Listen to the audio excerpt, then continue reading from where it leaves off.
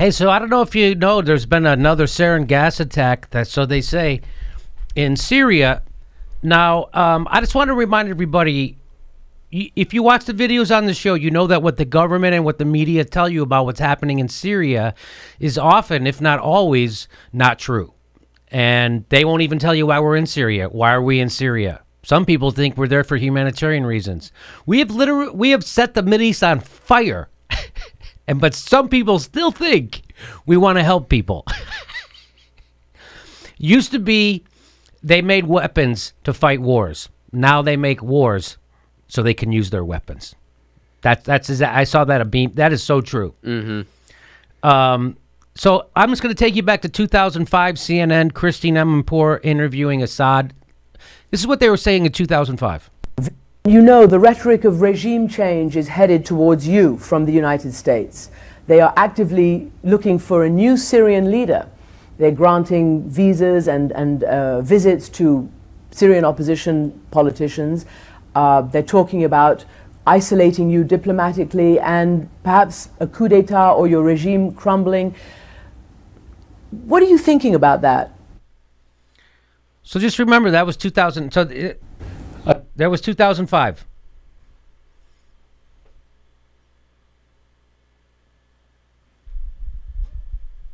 So are we still there for humanitarian? So I don't know if you remember, in 2013, a lot of people don't remember this.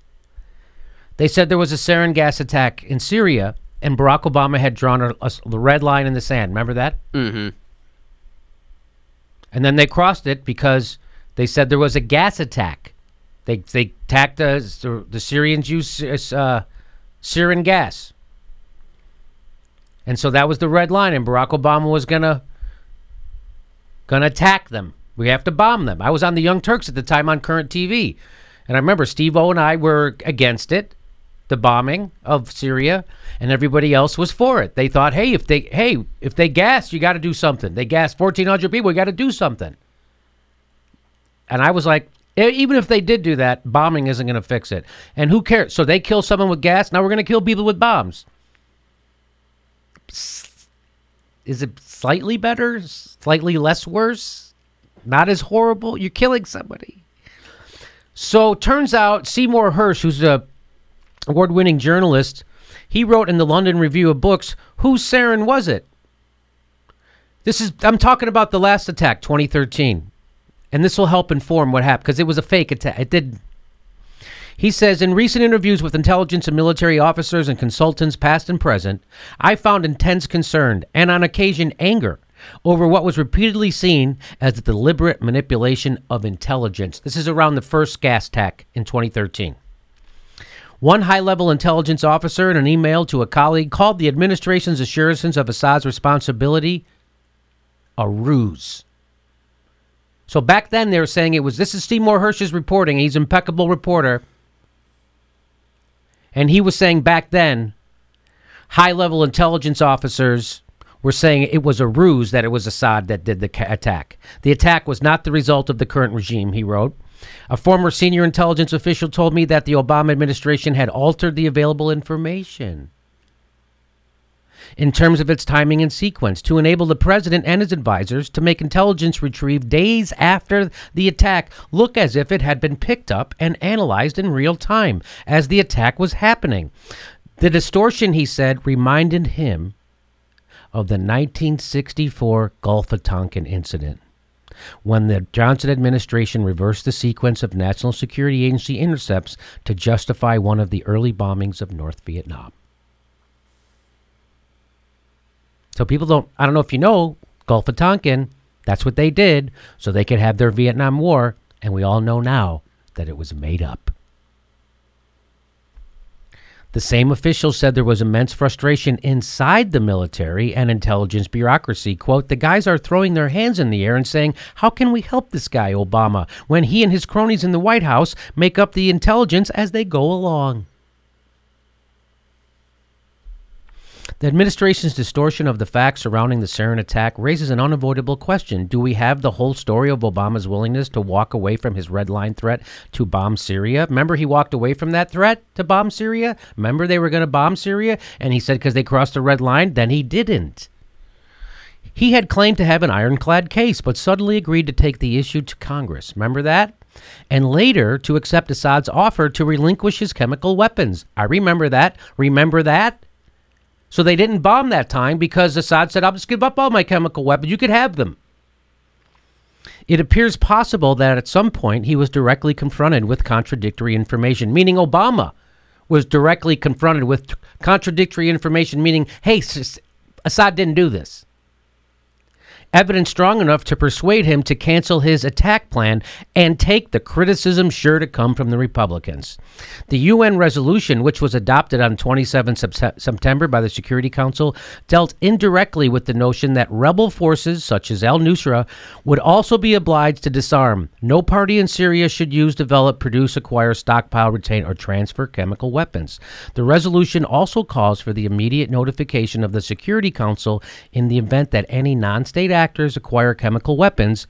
No group was cited by name. While the Syrian regime continues the process of eliminating its chemical arsenal, the irony is that after Assad's stockpile of precursor agents is destroyed, this is back from 2013. So after Assad, after we have him disarm, this is what Seymour Hersh is saying. After we get rid of all Assad's chemical weapons, the irony is that al-Nusra and its Islamist allies could end up as the only faction inside Syria with access to the ingredients that can create sarin, a strategic weapon that would be unlike any other in the war zone. There may be more to negotiate. We do not claim to know who was actually behind the attack of 21 August in Damascus, but we can say for sure that neither do the people who claim to have clear evidence that it was the Syrian government. So that was Seymour Hersh. This is I'm setting this up so you know this already happened once before. And why would they do that? So who did it? Well, the rebels gassed the people themselves. Why would they do that? To draw America in to the fight. That's exactly what they wanted to do. This is from Mint Press News. They reprinted an article from Counterpunch. Hersh vindicated. So this is Seymour Hersh. He was the one. He was like the only guy out there saying that, hey, this gas attack. So this is the headline: Turkish whistleblowers corroborate story on the false flag sarin attack in Syria. Here it is. This is quite a bombshell delivered by two CHP deputies in the Turkish parliament. And reported by today's Zaman, one of the top dailies in Turkey. It supports Seymour Hersh's reporting that the notorious sarin gas attack at Ghouta was a false flag orchestrated by Turkish intelligence in order to cross President Obama's chemical weapons red line and draw the United States into the Syria war to topple Assad. That's what it was. CHP Deputy Secker spoke after Erdem, pointing out, those are the two guys, pointing out that the government misled the public on the issue by asserting that sarin was provided by Russia. The purpose was to create the perception that, according to Seeker, Assad killed people with sarin, and that requires a U.S. military intervention in Syria. Two deputies from the main opposition Republican Party have claimed that the government is against investigating Turkey's role in sending toxic sarin gas. Turkey's role. So these are Turkey people in Turkey's parliament saying that the Turkey government is thwarting an investigation into this sarin gas thing because they don't want it to get out that they were the ones who provided it. The government is against investigating Turkey's role in sending toxic sarin gas, which was used in an attack on civilians in Syria in 2013, and which over 1,300 Syrians were killed. So the Turkey government didn't want it. They thwarted an investigation of where that sarin gas came. These two guys inside in their parliament say it came from us.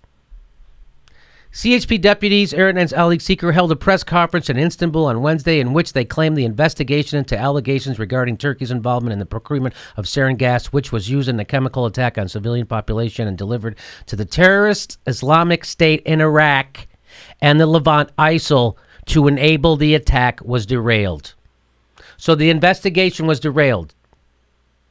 So you wanted, so they backed up. So the last one, a false flag. Totally BS. This new one, does it make sense that they would do this? Because they're winning. Syria's beating back the rebels now.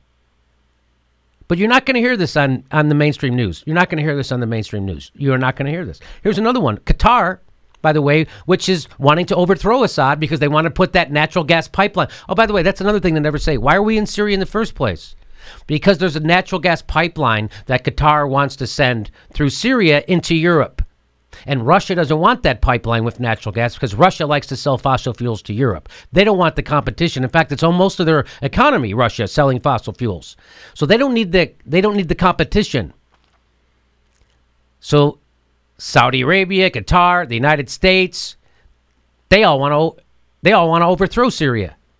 So they get that pipeline through. And plus, Israel has their own reasons for wanting to overthrow them too. You're treading a pretty radical idea here, Jimmy, that the United States might be willing to go to war over oil. I don't know if that's ever happened before. I don't know if it's ever happened before. So here's Qatar did this before with Syria.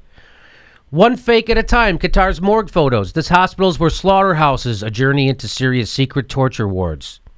That was what they were saying in Qatar about Syria. Oh, they have torture wards. But turns out Qatar claimed photos from an anonymous Syrian defector showed thousands tortured to death. 1 year later, Human Rights Watch, while trying to back that claim,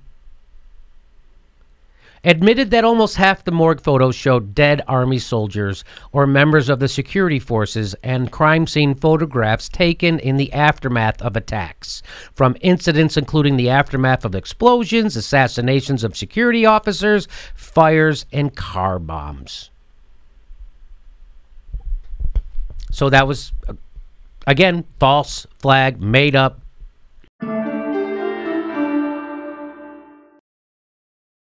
Hey, our next live Jimmy Dore show is April 24th. April 24th, live in Burbank. We do 2 shows a month, live shows, so get your tickets right down there, jimmydorecomedy.com.